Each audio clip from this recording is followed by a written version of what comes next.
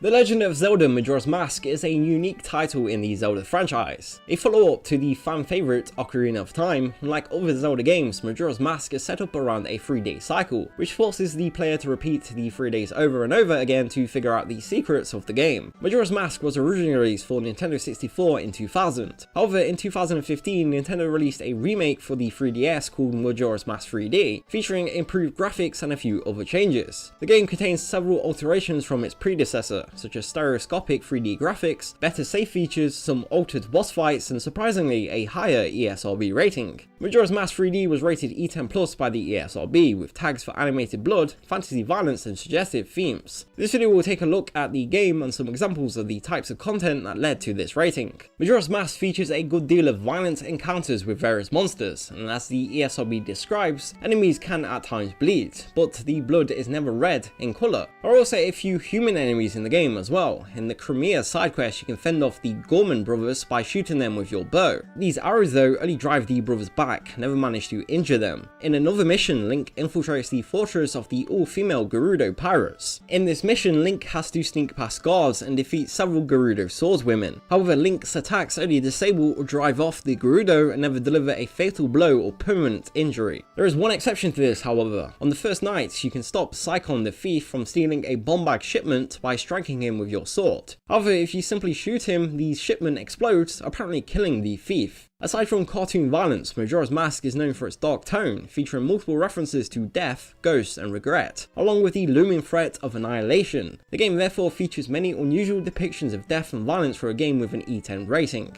One of these is the end of the world. If Link waits till the end of the third night, the moon will crash into the land of Tamina and killing its inhabitants, including Link, who was swept up in the explosion. Alien abduction is not a subject one would expect to encounter in a Zelda game, but if Link fails to save Romani on the first night, she is abducted by aliens. They return her, but she has apparently been brainwashed or is at least suffering from some sort of post-traumatic stress. Majora's Mask also depicts torture. When Link visits the Eastern Swamp, he finds that the Deku Kingdom has accused a monkey of kidnapping their princess. If Link visits the Deku Palace on the third day, he can find the monkey in the throne room, being continuously plunged into a boiling cauldron despite his protests of innocence. Link also picks up some torture gear during his journey. The all-night mask, which you can buy from the Curiosity shop on the third night, was originally a torture device used to deprive victims of sleep. Perhaps even more unusual than torture is apparent suicide. Ikana Valley is occupied by the Garo, the ghosts of spies left over from an ancient war. When beaten, they reveal their secrets and repeat a cryptic phrase: "To die without leaving a corpse, that is the way of us Garo." The meaning of this phrase is revealed when Link defeats the Garo Master. After revealing the secret of the stone tower, he says "Die I shall," leaving no corpse. He then pulls out a bomb and blows himself up.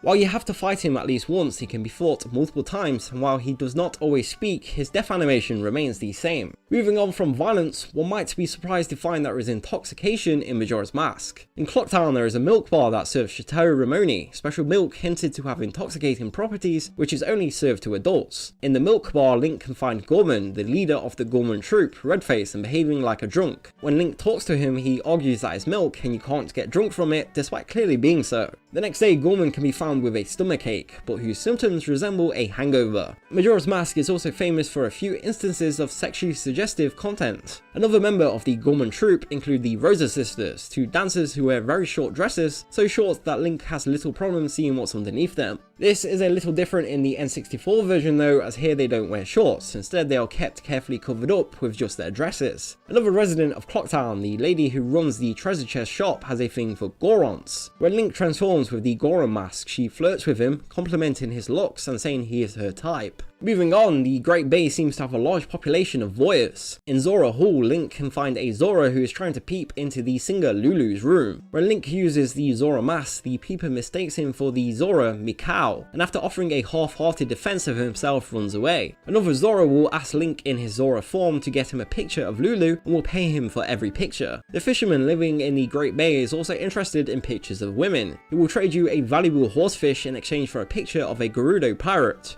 As for the Gerudo pirates, they wear loose-fitting Arabian-themed clothing like their Ocarina of Time counterparts, which show a lot of skin. The same is true for the Great Fairies, who are famous in Majora's Mask and Ocarina of Time for being clothed only in vines and boots. While the effects in the N64 games is crude by today's standards, Majora's Mask 3D cleaned up their artwork considerably. Finally, perhaps the most well-known and provocative scene in Majora's Mask takes place during the Crimea side quest. After driving off the Gorman brothers, Crimea will reward Link with a mask. However, if Link does the quest a second time, there is a random chance that after acknowledging Link as an adult, she will hug him, pushing his face into her cleavage. Link seems to enjoy this quite a bit, and the game says you could get used to this. The scene has prompted lots of art and other community content from fans. Examples include this piece of fan art from a Japanese fan called Mafen, and there'll be a link in the description if you want to go check out more of his work. It's also worth pointing out how the original Majora's Mask is not too significantly different from the 3DS version in terms of rating related content, and again, the Nintendo 64 version was only given an E rating by the ESRB. This is most likely because the E10 Plus rating was only established in 2005, 5 years after Majora's Mask was first released. Do you agree with Majora's Mask rating? What game would you like to see us cover next? Let us know in the comments below, and until next time, thank you for watching.